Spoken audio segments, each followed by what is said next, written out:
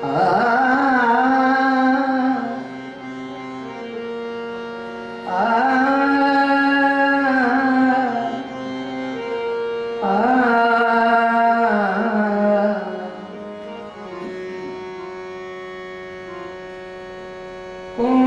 या जगाचा परिपार, कोण या जगाचा परिपार, कोण या जगाचा परिपार.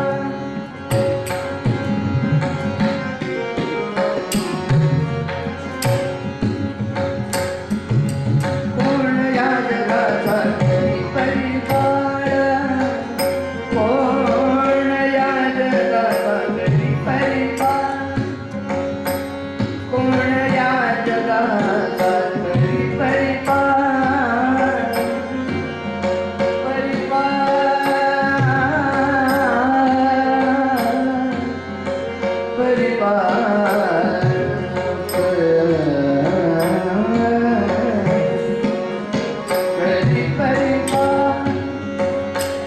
कोण या जगाचा परिपार.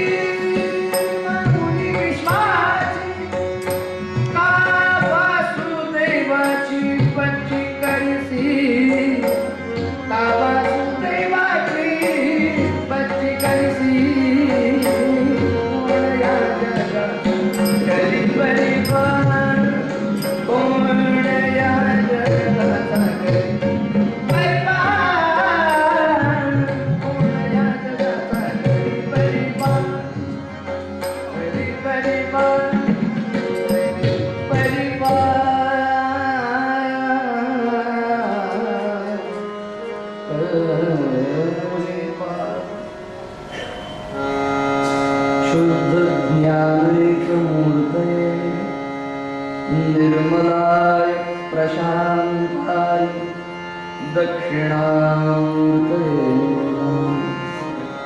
निधये सर्वविद्यानां भिषजे भवरोगिणां गुरवे सर्वलोकानां दक्षिणामूर्तये. एक श्लोक सगळ्यांनी बरोबर म्हणायचा.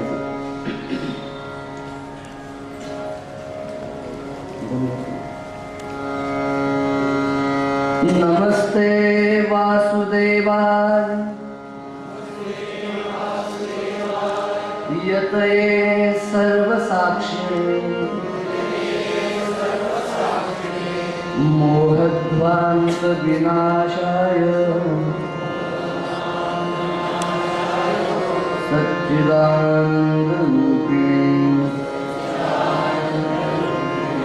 परमहंस परिव्राजकाचार्य श्रीमद्वासुदेवानंद सरस्वती स्वामी महाराज की, श्री नृसिंह सरस्वती स्वामी महाराज की.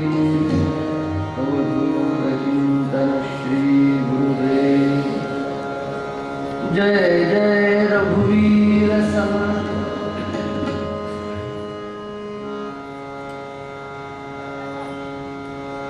महाराजांच्या चरणी नमस्कार करू.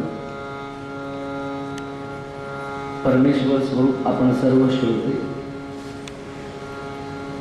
हरिभक्तपरायण सर्व कीर्तनकार, आमचे सर्व उत्कृष्ट साथीदार, सगळ्यांना नमस्कार करू. आपल्या महोत्सवातली कीर्तन सेवा मातृपितृ आचार्य भगवंताच्या कृपेने अर्पण करताना ज्या नवविधा भक्ती मार्गामध्ये श्रवण आणि कीर्तनाचं स्थान आहे,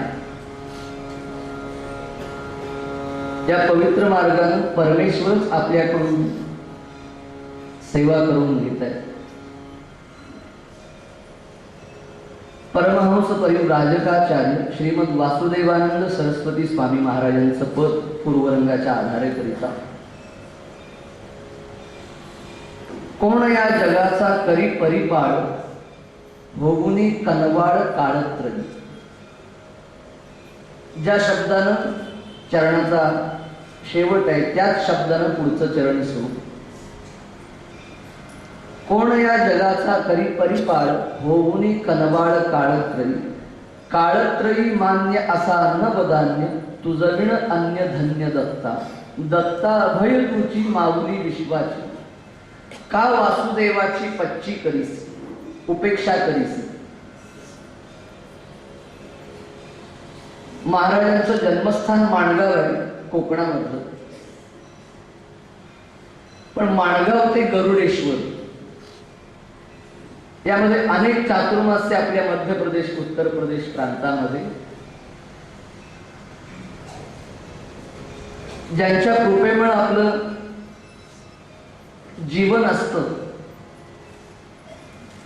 त्या गुरुकृपेचा आधारच आपल्याला श्वासाश्वासाला अखंड चैतन्य देत असतो. संतांचं आमच्या जीवनातलं स्थानच एवढ्या करताय की तू जन्माला कुठं आलास, कोणत्या माता पित्यांच्या पोटी, कोणत्या भूमीमध्ये, कोणत्या धर्मामध्ये, ज्या परमेश्वरानं प्रतिसृष्टी निर्माण करण्याची अतिंद्रिय शक्ती मनुष्य नावाच्या देहात ठेवली, त्या मनुष्याचं मन मनगट मेंदू इतर प्राण्यांच्या पेक्षा वेगळं देऊन सुद्धा गाऱ्हाण गाळणारा आणि नवस बोलणारा, प्रार्थना करणारा, याचना करणारा माणूस, याचं कारण आहे की आपल्या परमशक्तीचं विस्मरण होतं आणि ज्याला अहंभाव म्हणतात. अहंभाव म्हणजे ज्याच्यामुळे शरीर चालतं, बोलतं, हसतं, खेळतं, त्या परमतत्वाचं विस्मरण. ती हृदयातली जागा आमची विसरली की बाकीचे आत घुसायला टपलेलेच असतात. मग आज मनुष्य अजून सुद्धा जुन्या लोकांच्या मध्ये एक 70-80 वर्षापूर्वीचे दिसतील की जे अजूनही 5-25 माणसांचं कुटुंब सांभाळतात. खेडेगावामध्ये आमटी भात खातात, पण त्यांना कधीही विचारा कसं काय, बरं आहे. पण सध्याच्या पिढीमध्ये जर हा प्रश्न विचारला, उत्तम घर असतं, वर्तमानात आता शरीरावरती जे धन आहे त्या धनाचाही विचार केल्यानंतर पूर्वीच्या पिढीपेक्षा आम्ही फार सुखात आहोत. पण जुन्या माणसांच्या सारखं बरं आहे चेहऱ्यावरती येत नाही. नवऱ्याला 1,00,000 रुपये पगार, पत्नीला 1,00,000 रुपये पगार, कमी जास्त असला तर आमचं काही म्हणणं नाही. पण आता 30-40 माणसाला विचारलं कसं काय चाललंय, हे उत्तर आहे. याचं कारण आपल्या परमशक्तीचं विस्मरण झाल्यानंतर औदासीन्य, नैराश्य, निर्णय न घेण्याची जी बुद्धी आहे, क्षमता नष्ट झाल्यासारखी, त्याची सुरुवातच श्रद्धेपासून आहे. ज्या प्रभू दत्तात्रेयांच्या शिवाय ज्या महाराजांचं चरित्र नाही, अशा टेंबे स्वामी महाराजांनी कोण या जगाचा करी परिपाळ, हा प्रश्न असा लेचापेचा नव्हे, ठामपणा, निदान सध्याच्या 2013 सारख्या जगामध्ये तरी आपल्यासारख्यांचं कर्तव्य आहे. 2 तास जर मी पूजेत घरात रमत असेल, बाहेर फार देवाबद्दल शंका चिकित्सा करणारे लोक आहेत सध्या. दुर्दैव एवढंच की स्वतंत्र भारतातले संतांचा आधार पदाचा फक्त पूर्वरंगाच्या निरूपणाकरिता, उत्तम चाल लावून गाण्याकरिता संतांचा उद्देश कोणता? त्यांचं येणंच पुनर्जन्म न विद्यते. भगवान गोपालकृष्ण म्हणतात, आमच्यासारखेच सगळे सत्पुरुष. तुकाराम महाराजांचा अभंग आहे ना, आम्ही वैकुंठीचे वासी, आम्ही वैकुंठीचे वासी, आम्ही वैकुंठीचे वासी, आलोयाची कारणाशी,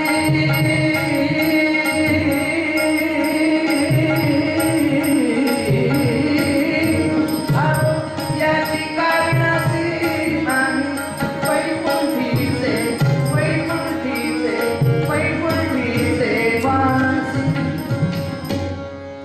आम्ही वैकुंठीचे वासी आलो याची कारणाशी. आमच्याकडे जैन संप्रदायातले सत्पुरुष आहेत, तरुण सागरजी महाराज. त्यांनी या संतांचं आमच्या जीवनात येण्याचं कारण सांगितलं. सुखे को हरा करना बसंत का काम है. मला वाटतं इकडे सुद्धा बसंत लिहिलं, काल पुढून वाचलं होतं. वसंत आणि संत यामध्ये काय साम्य आहे पहा. सुखे को हरा करना बसंत का काम है. वसंत ऋतू येण्याच्या आधी आता हे झाड टिकतं का नाही इतकं वठून गेलेलं असतं, निष्प्राण सगळी सृष्टी. पण वसंत ऋतूचं आगमन झालं की आंब्याच्या झाडावरती पालवी फुटलेली, मोहर फुटलेला, कोकिळा गायला लागते.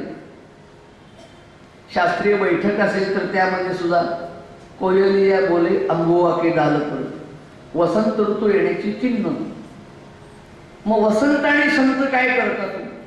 सृष्टीला नवचैतन्य देण्याचं काम संतांचं, वसंताचं.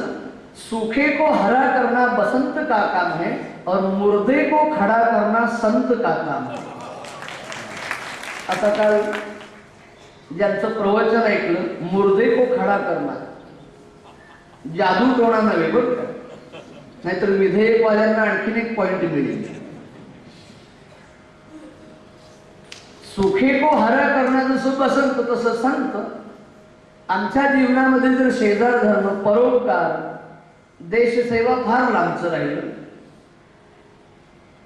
काहीच एक मनुष्यत्व म्हणून काही गुण नसतील तर आम्ही कोमात गेलेले पेशंट. भूक लागली म्हणून जेवतो, ताण लागली म्हणून पाणी पितो, झोप आली म्हणून झोपतो, आणि रामानं उठवायचं ठरलं तर उठतो.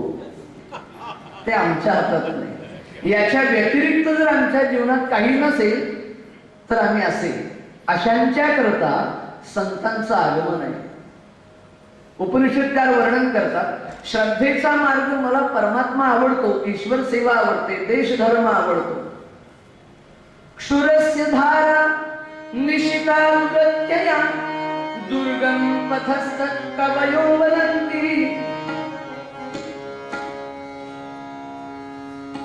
जुन्या शब्दाप्रमाणे क्षौर करण्याचं जे हत्यार असतं त्याचा पटकन वापर करता येत नाही, म्हणजे कीर्तनात. तो जर प्रत्यक्ष वापर केला तर कीर्तन झाल्यावर ज्येष्ठ कीर्तनकारांच्याकडून माझ्याकडून बिन पाण्याची होईल. त्याला काय म्हणतात जुना शब्द आठवा. क्षौर करण्याचं साधन, त्याचं शस्त्र दे, त्याची धार इतकी तेज आहे. उपनिषदकार म्हणतात की मला श्रद्धा आहे, प्रेम आहे, आवड आहे. हे वाचले शब्द येणं आणि त्याप्रमाणे कर्म घडणं. क्षुरस्य धारा निशिता दुरत्यया दुर्गम पथस्तत् कवयो वदन्ति. शस्त्रावरून चालत जाणं, पाय सुद्धा खाली टाकायचा नाही आणि पायाला जखम सुद्धा होऊ द्यायची. आम्हाला प्रेम आहे, आवड आहे, पण त्या आवडीचा प्रसंग घेण्याचा, जर परीक्षा घेण्याचा प्रसंग आला तर त्या ठिकाणी बोटावरती मोजण्या इतकीच होतात. म्हणजे परमहंस परिव्राजकाचार्य श्रीमद वासुदेवानंद सरस्वती स्वामींचं पद. त्यांचं चरित्र लहानपणीच त्यांचे काही नियम ठरलेले होते. आता हा अवतारच मुळात दत्तात्रेयांचा आहे. पहिला अत्री अनसुया मातेच्या ठिकाणी आश्रमामध्ये त्यांची परंपरा सांगणारा एक श्लोक आहे. योगींद्र सोतनय अत्री महाऋषींचा श्रीपादराज पहिला अवतार ज्यांचा. जो हो पुनश्च यति सिंह नृसिंह देव तो हाची भगवान गुरु वासुदेव. अवधूत चिंतन श्री गुरुदेव. ज्यांचं ब्रह्मचर्याश्रम, गृहस्थाश्रम काही थोडे दिवस, वानप्रस्थाश्रम आणि ब्रह्मचर्याश्रमात शेवटचा एकदम संन्यास आश्रम. ज्यांना ज्या दृष्टीनं पाहावं तसे महाराज दिसतात. संन्यासी म्हणून पाहावं तर पराकोटीचे संन्यासी. यदा मनसी वैराग्यम जायते सर्व वस्तुषु तदैव संन्यासेत विद्वान अन्यथा पतितो भवेत. स्वामी म्हटल्यानंतर कसे हे टेंबे स्वामी महाराजांच्याकडे बघितल्यावर कळतं.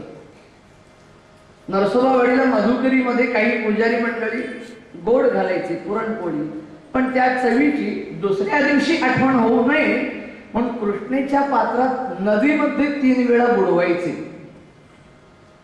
का? परमार्थात पहिल्यांदा जो देह आडवा येतो तो दुसऱ्या कोणाचा नाही, आमचाच येतो. आमचं जीवन म्हणजे डोळ्याला जे बरं वाटेल त्यात आम्ही रमतो. तसंच घरामध्ये रंगसंगती असते. जिव्हेला जे आवडेल त्यातच आम्ही रमतो, जगतो. म्हणजे वेगळं काय करतो? कानाला बरं वाटेल त्यातच रमतो, त्वचेला बरं वाटेल तशाच वस्तू आम्हाला बरोबर असतात. शब्द स्पर्श रूप रस गंध या विषयांचा आस्वाद घेणारं शरीर परमेश्वरानं दिलं. कर्ण, त्वचा, चक्षु, जिव्हा, घ्राण. पण याचा मीपणा इतका वाढत जातो की ज्या परमतत्वामुळे याला कळतं, चव कळते, स्पर्श कळतो, मृदू, कठोर, शीत, उष्ण. महाराजांनी कोण या जगाचा करी परिपाळ? दत्तांच्या शिवाय कोणी नाही. समर्थ त्यांना राम म्हणतात, वेद त्यांना आत्माराम म्हणतो, ज्ञानेश्वर माऊली सुद्धा आत्माराम म्हणतात. ऐसा हृदयामध्ये मी राम, स्पष्ट उल्लेख केला ना. कोण आहे ते परमतत्व? ऐसा हृदयामध्ये मी राम, सर्व सुखाचा आराम, परिभ्रांतासी काम विषयावली. मी शब्द यायला लागला म्हणून महाराजांच्या पदाचा आधार. कोण या जगाचा करी परिपाळ? आज फक्त उल्लेख करत जातो. आपल्या पूर्वजांचा एक श्लोक आहे. त्या तत्वाला विसरून जर मी म्हणून देहावरती हात ठेवला तर त्याला मूर्ख अशी पदवी दिली.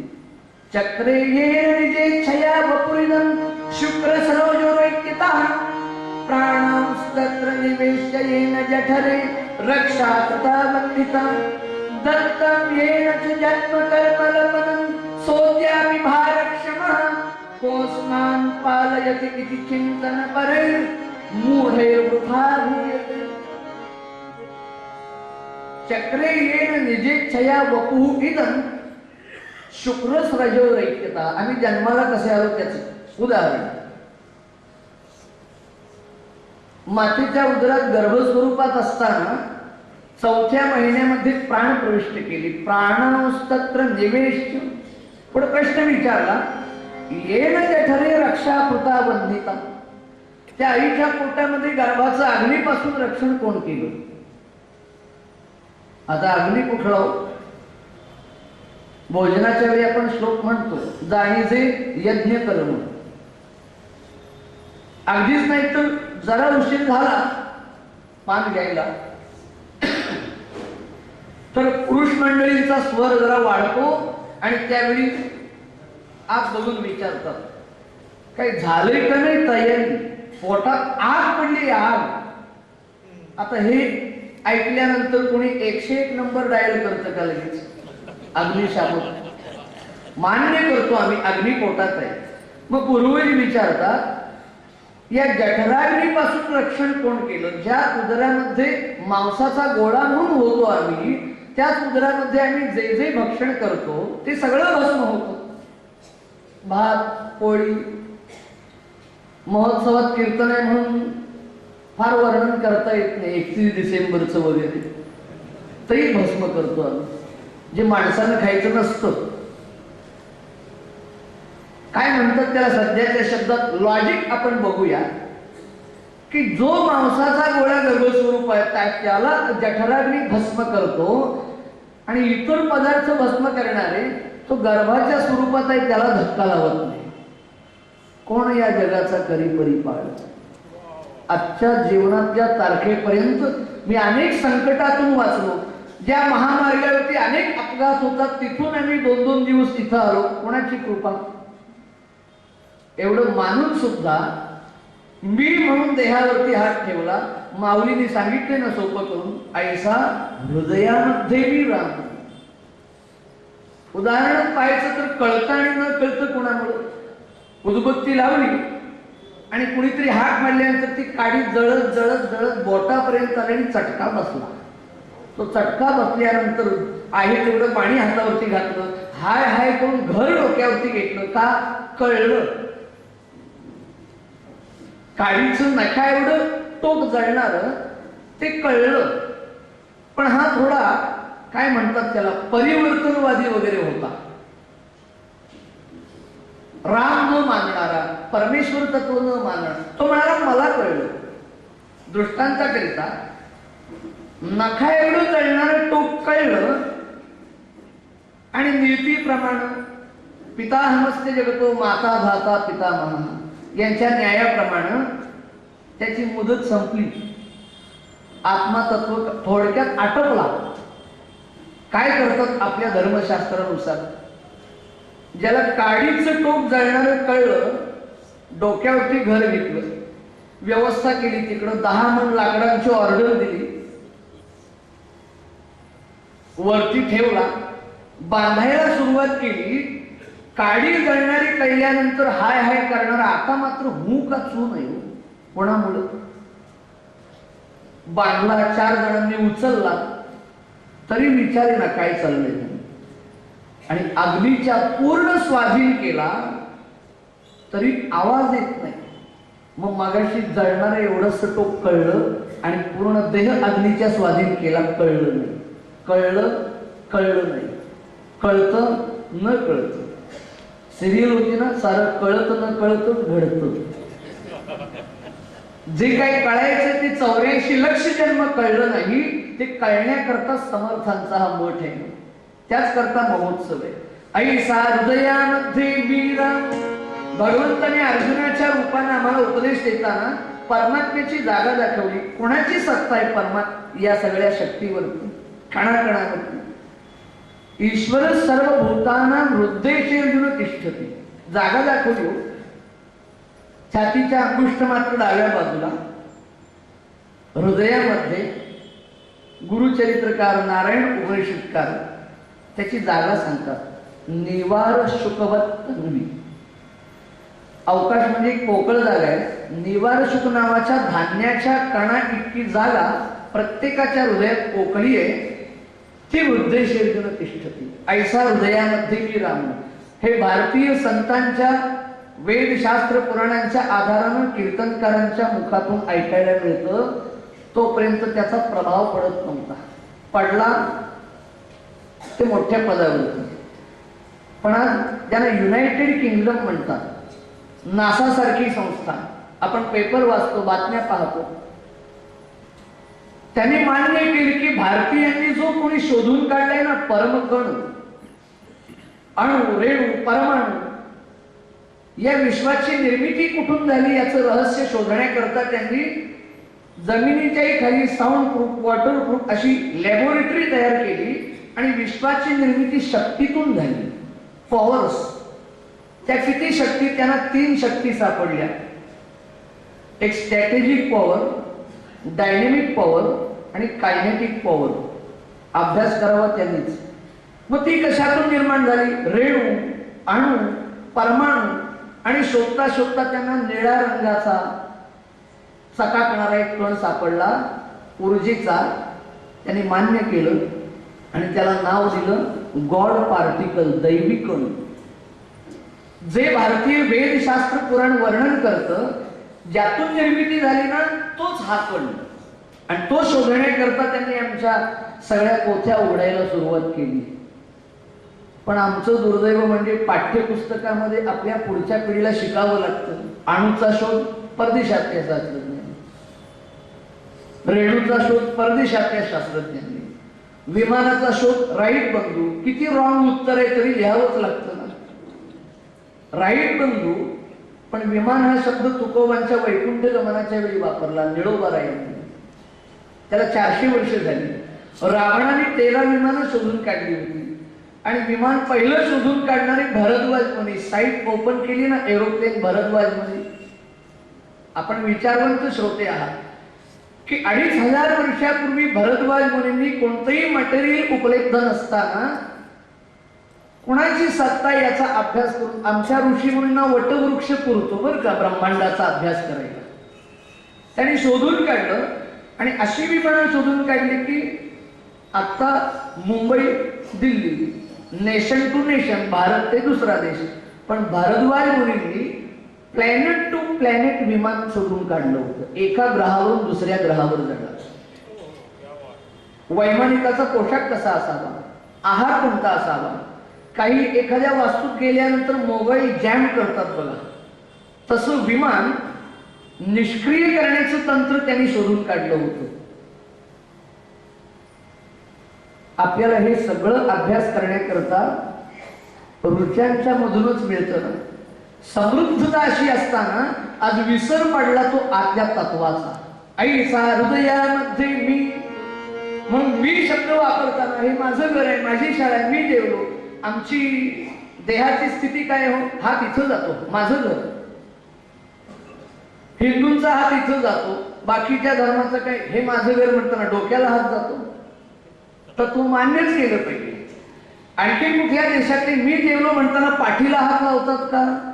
वेदांत हा रोमारोमातून व्यक्त होतो आमच्या.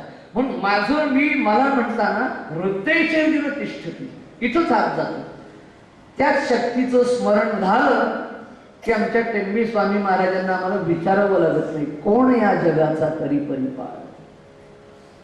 हे विस्मरण झाल्याचा परिणाम, ती जागृती देण्याकरता पुन्हा पुन्हा यांना, या सत्पुरुषांना अवतार घ्यावे लागतात. तो मी नेमका कोण विसरल्याचा परिणाम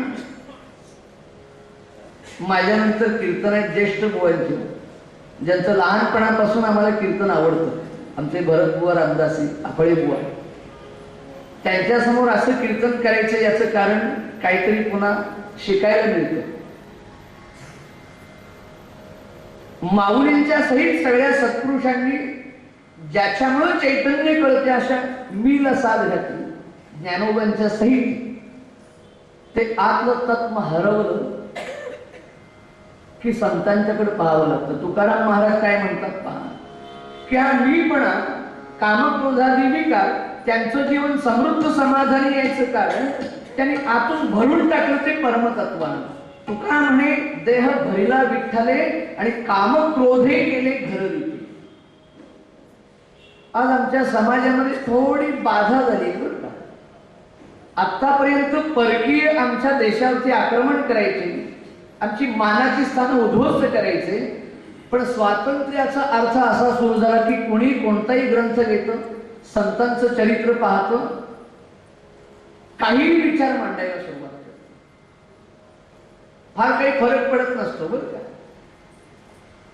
मना सांगवा रावण काय झाले, राम झालाच नव्हता असा म्हणणारा रावण सुद्धा होता. मानव आहे, देव नाहीये असं म्हणणारा रावणी होता ना, ती जात अजून सुद्धा आहे बरोबर. पण फार काही फरक पडत नसतो. संभवामी युगे युगे म्हणणारे रावण सुद्धा आडवा झाला, कंस आडवा झाला. 2013 पर्यंत असे आडवेच होतात सगळे. श्रद्धा ही पक्कीच असली पाहिजे.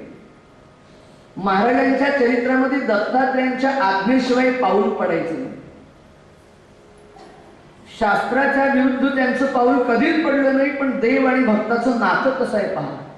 त्यांचं कर्म पाहिल्यानंतर संन्यास दीक्षा घेतली आणि मूर्ती पूजा थांबवली टेंबे स्वामी महाराजांनी.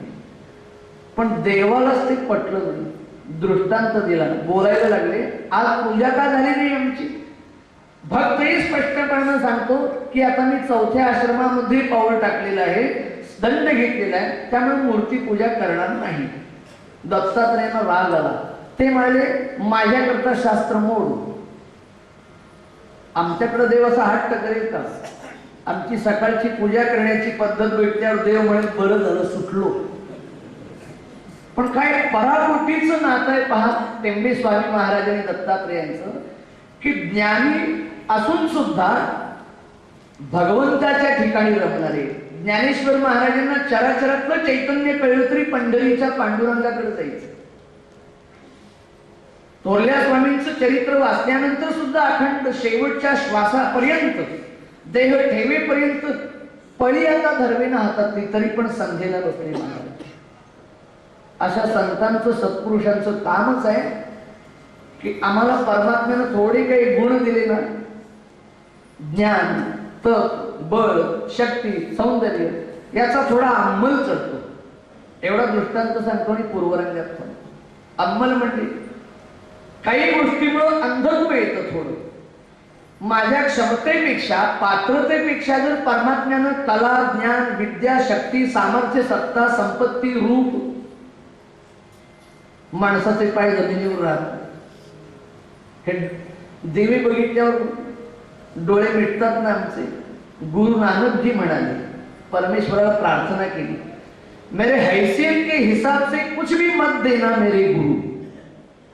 मेरे हैसियत के हिसाब से कुछ भी मत देना मेरे गुरु, क्योंकि ज्यादा रोशनी भी आंखों को अंधा कर देती है. काहीतरी सुभान अल्लाह वगैरे म्हणा, भावना दुखावतील नाही.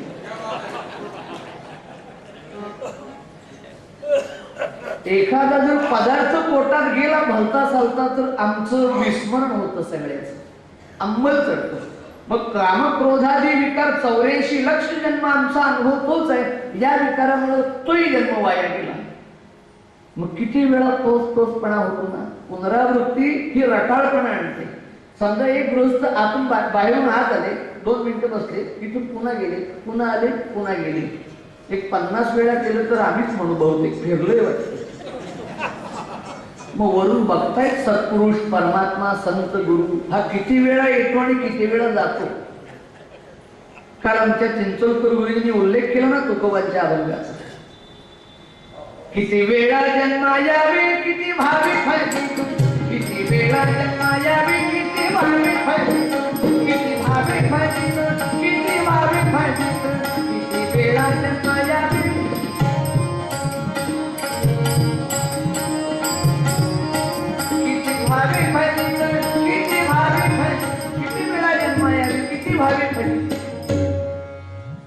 एक पदार्थ जर पोटात गेला तर अंमल चढतो. एका राजाची मिरवणूक चालली होती हत्तीवरून, आणि पुढे रस्ता मोकळा करण्याकरता सेवक चालले. तो एक जाताना त्याला जागा पुरत नव्हती रस्त्यावरती. प्यालेला होता. काय प्यालेला होता? शासकीय शब्द वापरू का, सरकार मान्य. गांधीजींना मान्य होतं का, पण त्यांचं नाव पुढे केलं जातं फक्त. त्यामुळे तो चालता चालता बाजूला गेला, त्याला सेवकाचे अपमान फार होतात म्हणे. त्याला बाजूला गेल्याचा राग आला, ती वाजंत्री येत होती आणि राजाचा हत्ती जवळ आला आणि त्यानं राजाकडे अंबारीकडे हात करून राजाला विचारतो, उभं राहायला येत नाही, तेरे हाथी की किंमत क्या है. ते प्रधानमंत्री घोड्यावर जरा खाली होते, त्यांना ऐकू गेलं. राजाला काही ऐकू गेलं नाही वाद्यांच्या गजरात. त्या प्रधानमंत्र्यांनी काही केलं नाही. तसं प्रधानमंत्री काहीच करत नाही. मी त्यावेळेच सांगतो. पण त्यावेळेच्या प्रधानमंत्रीने एक केलं, त्याला तुरुंगात तरी टाकला. चांगले दिवस होते, ऐकण्यात समाधान माना. तुरुंगात टाकला आणि पहाटे पहाटेच्या काळ्या दगडावरती थंडगार वारं लागलं, उतरली. डोळे उडून पाहतो तर इथं आहो का, बहुतेक काहीतरी उपद्व्याप केलेला दिसतो फराकडून. राजासमोर आणला आणि प्रधानमंत्र्यांना विचारलं, राजानं काय झालं काय काळ. त्यांनी कानात सांगितलं असं असं झालं. राजालाही चेष्टा करायची लहर आली. त्याचं उत्तर हे आमच्या विकाराकरता पूर्वपदाकडे येणे. राजाने त्याला विचारलं, म्हटलं का हो. त्यानं पहिल्यांदा क्षमा मागितली, काय चुकलं असेल तर क्षमा करा. नाही म्हटलं, काल आमची मिरवणूक जाताना आमच्याकडे हत्तीकडे हात करून विचारलं, तेरे हाथी की किंमत क्या है. त्यानं मारून घेतलं गालावरती, लोळायला लागला. चुकलं म्हणाला, क्षमा करा. नाही म्हटलं, लेना है, हाथी लेना है. त्यानं काय सुंदर उत्तर दिलं माहितीये, लेना था लेकिन लेने वाली जो थी सुबह सुबह को चली गई. जिच्या अंमल चढल्यामुळे मी बोललो, ती गेली घेणारी. काय आहे काय खिशात माझ्या. मग परमात्म्याचं विस्मरण पाडण्याकरता जे कामक्रोधादी अहंकारादी विकार अनेक जन्म आमची पाठ सोडत नाहीत, त्या सगळ्यांना धुवून टाकण्याचं सामर्थ्य यांच्या पायात आहे. म्हणून यांच्या पायाजवळ आलं की अखंड चिंतन अनुसंधान राहतं. ते फक्त रामाचं, दत्तात्रेयांचं, शिवांचं, पांडुरंगाचं, जगदंबेचं. का जीवन धन्य होणार नाही. मूळ पद घेतो, पूर्वरंगात थांबतो आणि कथाला गोष्टी रूपानं पुढे ठेवतो.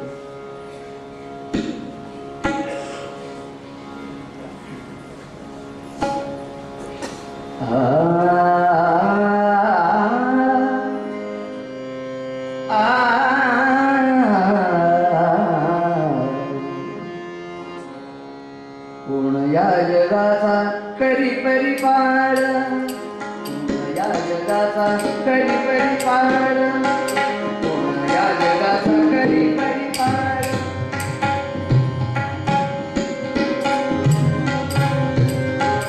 कोण या जगाचा करी परिपार, या जगाचा करी परिपार.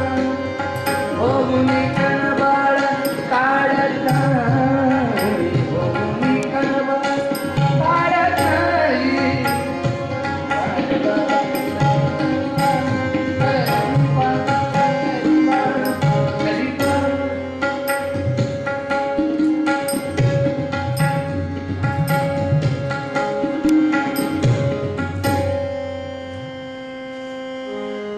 आपल्या सगळ्यांच्या प्रसन्न आवाजात नामस्मरण करूया.